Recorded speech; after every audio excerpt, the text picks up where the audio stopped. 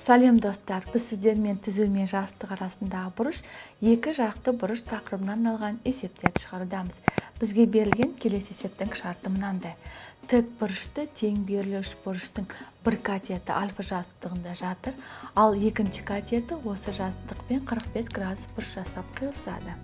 Бізге табу керек осы гипотенуза мен альфа жастығы арасындағы бұрышты. Есептің шарты бойынша бізге альфа жастығы берілген. Осы жастыққа үшбұрыштың тең берілі тік бұрышты үшбұрыштың бір катеті жатыр. Яғни АС катеті толығымен осы үшбұрышта жатыр.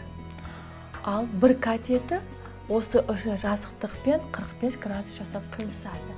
Яғни бір катеті мынау жазықтыққа тиісті нүкте болса, екінші катеті мынау. Мынау бұрыш бізде 45.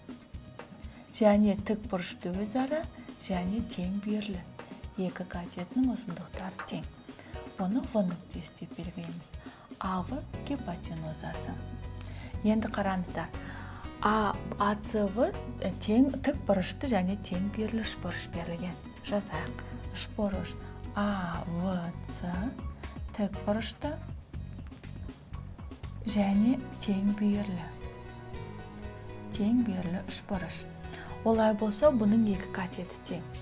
АЦ тең ВЦ-ға. Тең берілі болғандықтан олардың бұрыштары да бізге тең. Бұрыш ВАЦ бұрышы мен бұрыш ВАВЦ бұрышы да градустық өлшемдері 45 градустан тең. Яғни мынау бұрышқа тең. Енді бізге табу керек осы АВ гипотенузасы мен альфа жастығы арасындағы бұрыш. Және бізде бар екінші катеті осы жазықтықпен 45 градус жасап қиылысатын белгілі. Олай болса, В төбесінен осы С нүктесі арқылы өтетін түзу арқылы қиылысатын перпендикуляр жасайтын С-ді түзуін қарастырайық. Олай болса, С-ді мен В-ді бұл екеуі де тең болады. Себебі ВС-ді бір бұрышы 45, ал бір бұрышы тік болса, екінші бұрышы да 45 болады.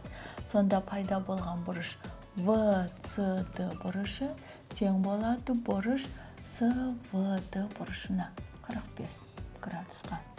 Олай болса, С-дінің ұзындығы тең болады В-дінің ұзындығына. Енді бізге осы АВ гипотенузасы мен альфа жастығының арасында бұрышты көрсету үшін біз осы жазықтықтағы А және Д нүктелерін қосамыз. Яғни АВ көлбеуінің осы жазықтықтағы проекциясы АД болады. Сонда бұл бұрыш, ізделінді бұрышымыз бізде ДАВ бұрыш. Мына бұрыш қанша болса, сол альфа жазықтығы мен АВ көлбеуінің арасындағы бұрышқа тең болады. Енді бізде не бар? АЦ мен СВ тең болған. АЦ мен ВЦ тең, оларды біз X деп алайық. Осы арқылы біз АВ-ны таба аламыз. Осы жерден АВ-ның квадраты тік бұрышты үшбұрыш АЦВ тік бұрышты үшбұрышы және тең берілі үшбұрыш бойынша біз АВ-ның қабырғасын таба аламыз. Ол бізде АЦ-ның квадратына қосамыз ВЦ-ның квадратын. Яғни бұл екеуінде қабырғасы X болғандықтан X квадрат қосылған X квадрат. Яғни түбір астында бізде 2X квадратқа тең. Түбір астынан 2 шыға алады, сонда X түбір асты 2-ге тең. Енді екінші үшбұрышты қарастырайық. Бұл жерде тағы да СДВ тік бұрышты үшбұрышын көруге болады. СДВ тік бұрышты тең берілі үшбұрыш. Тең берілі және тік бұрышты үшбұрыш. Яғни бұның гипотенузасы СВ-ның ұзындығы бізде белгілі. СВ-ның ұзындығы X. Ал екі қабырғасы тең, бірақ олай белгісіз. Оны біз Y арқылы өрнектеп алайық. Сонда енді әр қабырғасын X арқылы өрнектесек, СВ-ның квадраты Пифагор теоремасы бойынша СД-ның квадратына қосамыз ВД-ның квадратын. Сонда X квадрат тең Y квадрат қосылған Y квадратқа. 2y квадратымыз тең болады x-тің квадратына, сонда y-іміз тең x бөлінген түбір асты 2.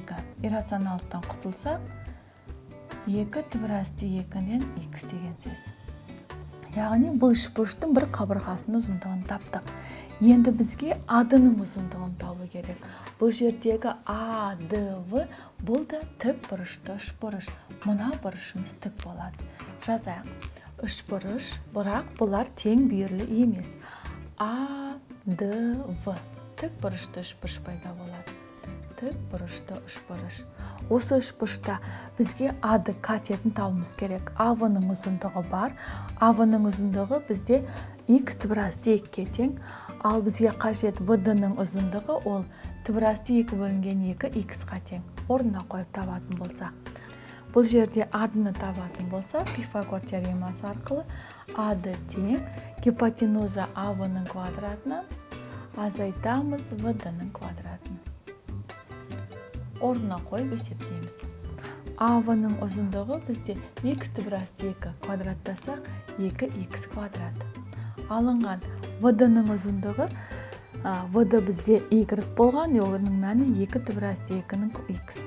Яғни квадраттайтын болсақ, 2-ден 1 x квадрат. Тең болады.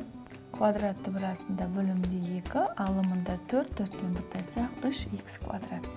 Түбір астынан x квадраттан 2 шығалады, сонда 2-ден 3 түбір астындағы x-ге тең. Енді бізге бұрыш қажет. Альфа жазықтығы мен AV көлбеуінің арасындағы бұрыш.